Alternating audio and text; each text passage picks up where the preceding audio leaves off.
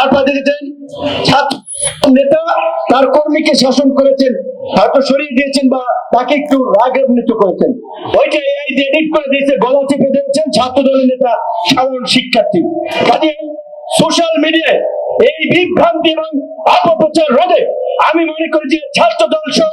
আপন আপন ছাত্র সংগঠনগুলোকে এই যারা বিভ্রান্তি ছড়ায়, প্রোপাগান্ডা ছড়ায়, বট বাহিনী, গুপ্ত বাহিনী, এদের বিরুদ্ধে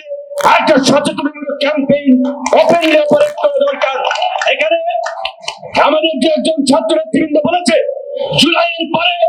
ছাত্র রাজনীতি নিষিদ্ধের ধোয়া তুলেছিল, কিন্তু আমরা দেখেছি সেই আন্দোলনের হলে হলে শিবির কমিটি দিয়েছিল হল নিয়ন্ত্রণ করার জন্য, ছাত্র সংসদে জয়লাভ করার জন্য, আর এইদিকে বৈষম্য বিরোধী সাধারণ শিক্ষার্থীদের একটা ব্যানার ব্যবহার করেছিল।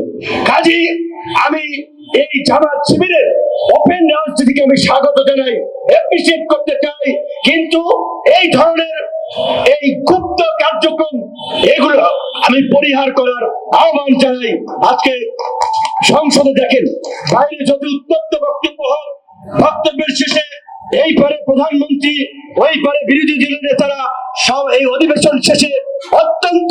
আন্তরিক পরিবেশে আলাপ আলোচনা হয়, তাহলে সংসদের মধ্যে যদি সকল সমস্যার সমাধান হয়, বিরোধী দলের এমপিরা এলাকার উন্নয়নের জন্য, মসজিদ মাদ্রাসার ফান্ডের জন্য যদি প্রধানমন্ত্রীর সাথে আলোচনা করতে পারেন, জাতীয় সমস্যা, রাজনৈতিক সমস্যা, চুলাই নিয়ে কেন আপনারা আলোচনা করতে পারবেন না? কাজে এই দ্বিচারিতা থেকে ফিরে আসতে হবে। জামাত শিবিরেরও